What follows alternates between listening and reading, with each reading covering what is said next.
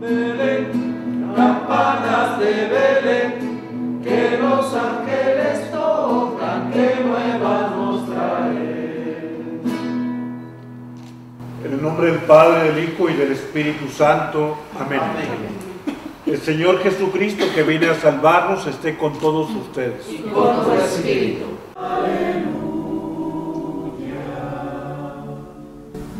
Les anuncio una gran alegría. Hoy nos ha nacido el Salvador, que es Cristo el Señor.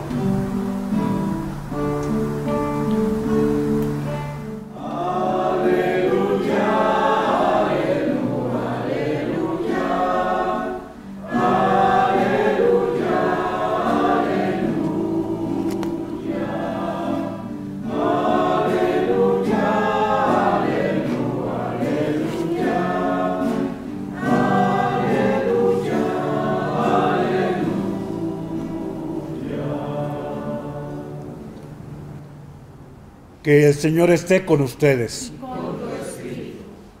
Proclamación del Santo Evangelio según San Lucas.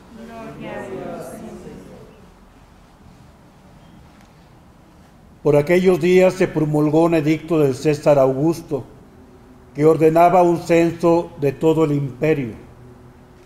Este primer censo se hizo cuando Quirino era gobernador de Siria.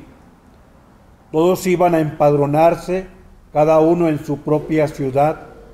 Así es que también José, perteneciente a la casa y familia de David, se dirigió desde la ciudad de Nazaret en Galilea a la ciudad de David llamada Belén, para empadronarse juntamente con María, su esposa, que estaba encinta. Mientras estaban ahí, le llegó a María el tiempo de dar a luz y tuvo a su hijo primogénito. Lo envolvió en pañales y lo recostó en un pesebre, porque no hubo lugar para ellos en la posada. En aquella región había unos pastores que pasaban la noche en el campo vigilando por turno a sus rebaños. Un ángel del Señor se les apareció y la gloria de Dios los envolvió con su luz y se llenaron de temor. El ángel les dijo: no teman. Les traigo una buena noticia que causará gran alegría a todo el pueblo. Hoy les ha nacido en la ciudad de David un Salvador, que es el Mesías, el Señor. Esto les servirá de señal. Encontrarán al niño envuelto en pañales y recostado en un pesebre. De pronto se le unió al ángel una multitud del ejército celestial que alababa a Dios diciendo: gloria a Dios en el cielo y paz en la tierra a los hombres de buena voluntad. Palabra del Señor. Gloria a ti, Señor Jesús. Tengan la bondad de sentarse.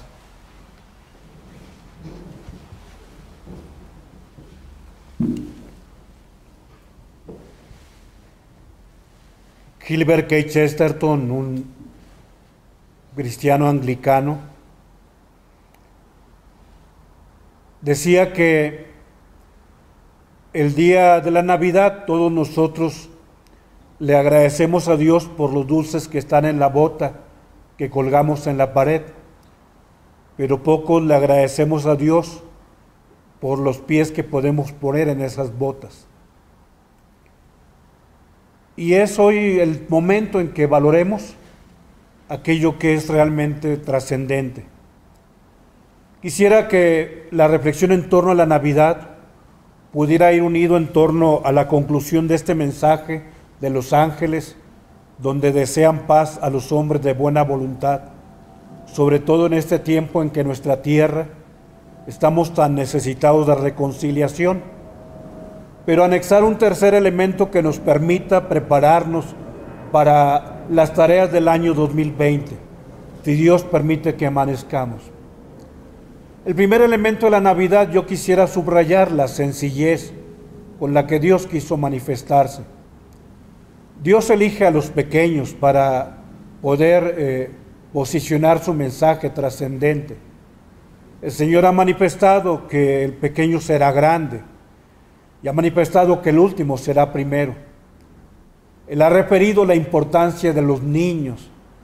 Y es que si queremos entrar un día al reino, tenemos que hacernos niños, como Él ha querido entrar a la tierra haciéndose un niño en la sencillez. Me agrada esta imagen de nuestro Señor en el nacimiento.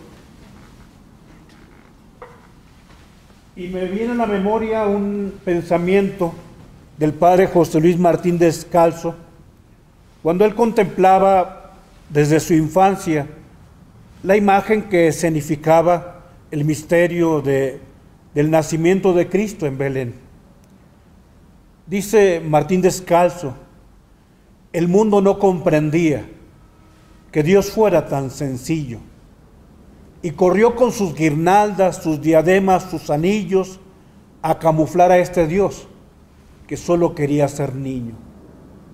Belén era un gran escándalo que ponía al hombre en ridículo. Si Dios se hubiese encarnado en un notario, un químico, un carabinero, un guardia, un almirante, un obispo, el mundo habría comprendido. Mas ¿cómo reconocer en un bebé al infinito? Así, si todas las puertas se cerraron cuando Él vino y la historia terminó con un final menos digno, la culpa la tuvo el cielo por andar con acertijos. Este es el misterio de Dios. El trascendente quiere hacerse tan pequeño, tan insignificante.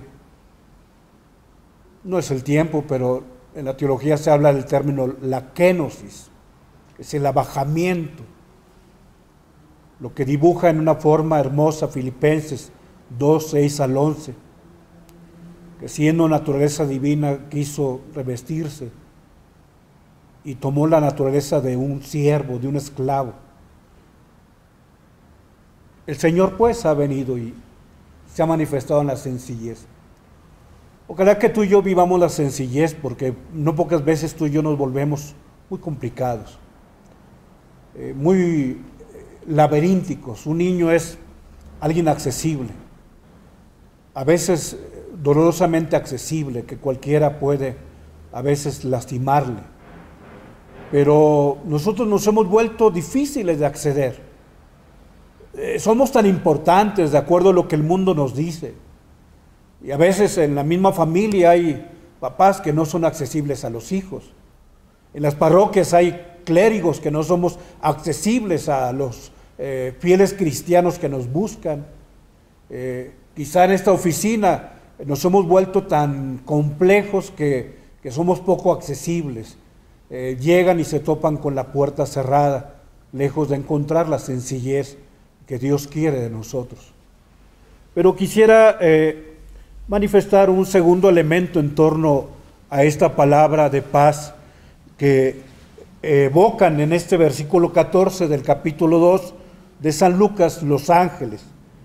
Dicen: gloria a Dios en el cielo y en la tierra paz a los hombres de buena voluntad.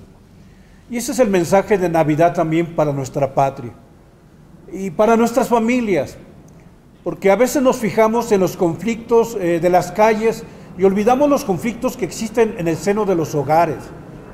Al final de cuentas, el exterior se vuelve en un reflejo del propio interior y hace falta que podamos visualizar lo que a veces va complicando la vida también de nuestras personas.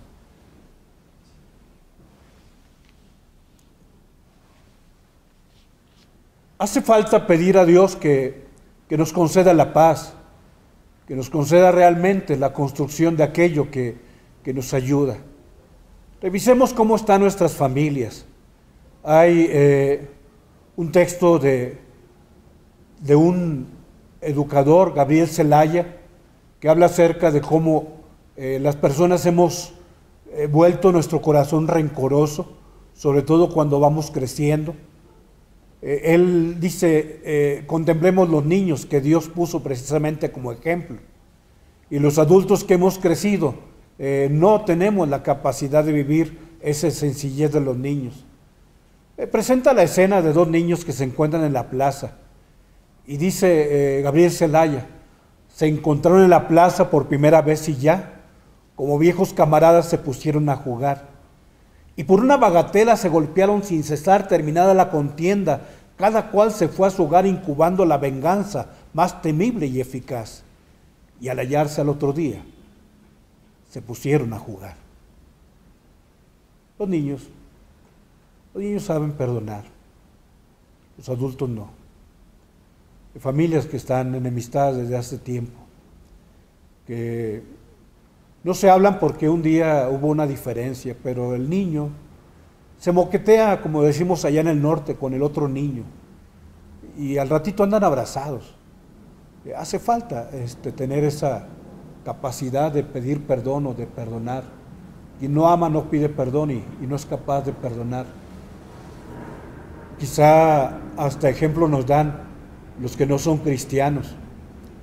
No sé si José Martí haya sido cristiano o no, pero pues digamos él es de la Revolución Cubana, un ideólogo sin duda trascendente. Y él habla acerca del perdón. Cuando tú y yo hemos olvidado perdonar, aunque decimos tener fe cristiana.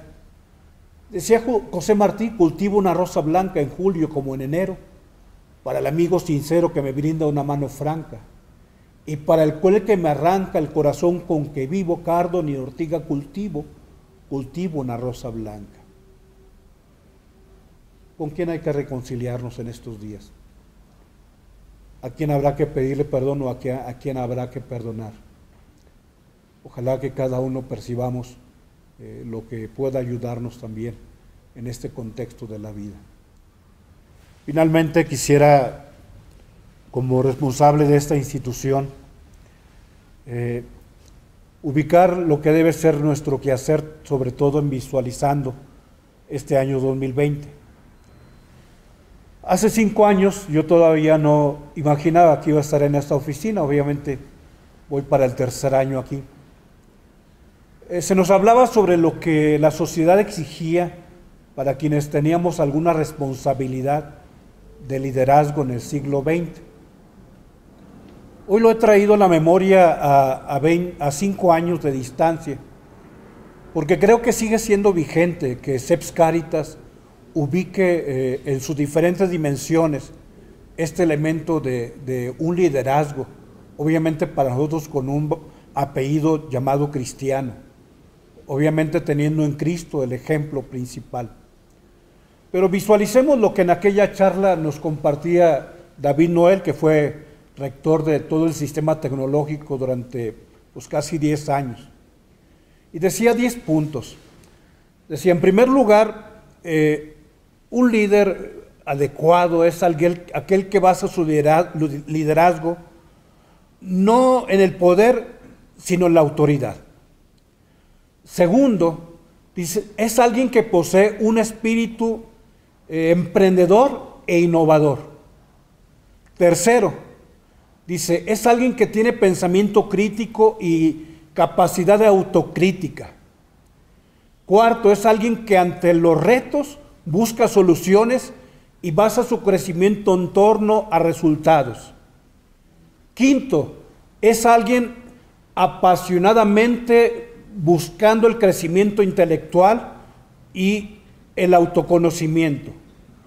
Sexto, es alguien con una gran capacidad de dialogar, de comunicarse, tanto de forma oral como de forma escrita. Séptimo, es alguien que sabe trabajar en equipo. Octavo, es alguien que sabe usar razonablemente la tecnología y las redes sociales.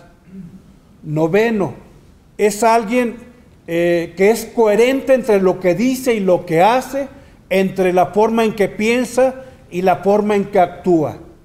Y décimo, decía, es alguien que nunca va a olvidar la dimensión social de todo aquello que haga y de todo aquello que deje de hacer.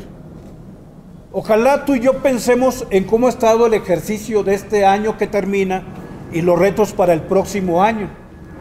Cada uno considere en su interior, no necesita ni mover el rostro hacia abajo ni hacia los lados para ubicar un sí o un no, pero tratemos de ubicar cuántos de los 10 reactivos tú y yo hemos cultivado. Primero, un buen líder es aquel que basa su liderazgo no en el poder, sino en la autoridad, es decir, en el prestigio que tiene, no en el estar sobre los demás dentro de un esquema. Es alguien que basa en su buen trato, el liderazgo, más allá de que si tengo la última palabra que se pronuncie. El segundo elemento de liderazgo es que es alguien con un espíritu emprendedor e innovador. Digamos, es alguien que de pronto encuentra desafíos y sabe que hay que emprender, sabe que hay cosas que no están hechas, sabe que hay cosas que tiene que innovar, porque es algo nuevo, es algo que no existía y tiene la capacidad de hacerlo. Tercero, es alguien con un pensamiento crítico y una capacidad de autocrítica. El buen líder sabe analizar las situaciones, no es tan solo denostar, no es tan solo ridiculizar lo que el otro hace, no es tan solo desacreditar de antemano, no, sí un pensamiento crítico, pero el pensamiento crítico es constructivo, no es lo que a veces decimos, no es lo mismo ser crítico que ser criticón. El espíritu crítico es constructivo y claro, tiene un sano espíritu de autocrítica, porque fácilmente yo puedo hacer una crítica institucional, pero no hago una autocrítica personal para saber qué de las cosas son mías y yo estoy colgándole a una estructura donde de pronto desaparecen los rostros y no hay capacidad de visualizarnos. Cuarto, ante los retos busca soluciones y basa su crecimiento en torno a los resultados. Parecido a la cuestión de innovar, pero la persona ve siempre un reto, o sea, la persona visualiza un hándicap, algo que le desafía, algo que le permite ver sus posibilidades. Entonces, ante los retos busca soluciones. El intellectus apretatus discurrit, o sea, si yo voy forzando mis neuronas, voy generando ideas, voy generando soluciones, no tenerle miedo a que haya momentos o cosas que de pronto son desafiantes, y obviamente basa su crecimiento en torno a los resultados. El quinto elemento es alguien apasionado de su crecimiento intelectual y obviamente con una gran capacidad de la autoformación. O sea, no podemos quedarnos donde estamos. Cuando algo no crece, está muriendo. Cuando tú y yo no conocemos algo más, en ese momento nos volvemos obsoletos. A mí me gusta mucho aquella escena de Sócrates, cuando estaba ya por tomar la cicuta, porque al otro día ya lo iban a ejecutar, y se encuentra con que en la cárcel está un poeta, un cantor griego llamado Estesígoros. Y entonces Sócrates, sabiendo que al otro día iba a ser ejecutado, ve a Estesígoros y le dice: oye, Estesígoros, enséñame un poema o un canto nuevo. Y Estesígoros se le queda mirando y le dice: oye, pero si mañana vas a morir. Sí, pero quiero morir sabiendo algo más en mi vida. El buen líder es capaz de estar en autoformación, de estar viendo la posibilidad de crecer, o sea, porque al final de cuentas también nuestra vocación cristiana, el ir trascendiendo en el tiempo para trascender en lo que realmente trasciende. La vida eterna le pertenece a los que aprovechan el presente.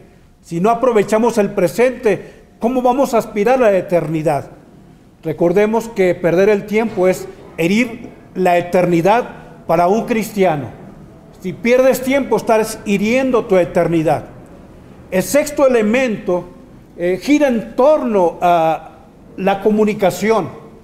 Es alguien con una gran capacidad de comunicación, oral y escrita, y para nosotros incluso hasta en lo paraverbal, en los gestos, en la mirada, en el saber cómo está la otra persona. O sea, sé leer lo que él me dice, sé decodificar, porque todo en la vida en realidad lo codificamos. Tú y yo ponemos códigos, pero hay quienes no somos capaces de decodificar lo que el otro nos está diciendo. El séptimo elemento es alguien con una gran capacidad de trabajar en equipo. Y esto es quizás de las cosas más complejas. O sea, es más fácil que tú y yo seamos muy eficientes individualmente, porque no dependemos de que el otro me entienda lo que le expliqué o de que esté en la misma sintonía, en la capacidad en que ambos somos capaces de entablar un diálogo, de trabajar juntos, de entender qué es lo que el otro está expresando, los resultados serán mucho mejores. El octavo elemento creo que es fundamental también para nosotros. Un buen líder es alguien capaz de usar razonablemente las tecnologías y las redes sociales. A veces se apaga el aparatito y como falló la tecnología, ya no fui útil. Yo puedo ir a dar una conferencia y si ya no se prendió el aparatito de la imagen, ya no sé qué hacer. Yo puedo estar en mi oficina y si se va la luz y no hay computadora, no sé qué voy a hacer toda la jornada. Hay que hacer un uso razonable de la tecnología y de las redes sociales. Uso razonable. Dios nos dio la capacidad para que podamos percibir lo que es bueno, lo que es malo y hasta dónde me es útil y hasta dónde puede no ser útil también. El noveno elemento, el buen líder es alguien coherente entre lo que dice y lo que hace, y entre la forma en que piensa y la forma en que actúa. Entonces, para tener buenos pensamientos todos, pero para ser coherentes en la vida, es lo más complejo. Recuerda que lo que tú haces habla más fuerte de aquello de lo que tú dices. Recuerda que en la coherencia lo que yo veo nunca se me olvida y lo que yo escucho sí se me puede olvidar, pero lo que uno ve nunca se le olvida. Recordar que dar un buen consejo es dar con una mano y dar mal ejemplo es dar veneno con la otra mano. Ser coherentes entre lo que decimos y hacemos y entre la forma en que pensamos y en la forma en que actuamos. Lo peor que puede suceder es que yo sea incoherente conmigo mismo, porque yo pienso que debería ser así la vida y no actúo como yo he pensado conforme a lo que Dios me ha iluminado que debe ser la vida. Finalmente, un buen líder es alguien con una buena capacidad de comprender que lo que haga tiene siempre una proyección social y lo que deje de hacer también tiene una proyección social.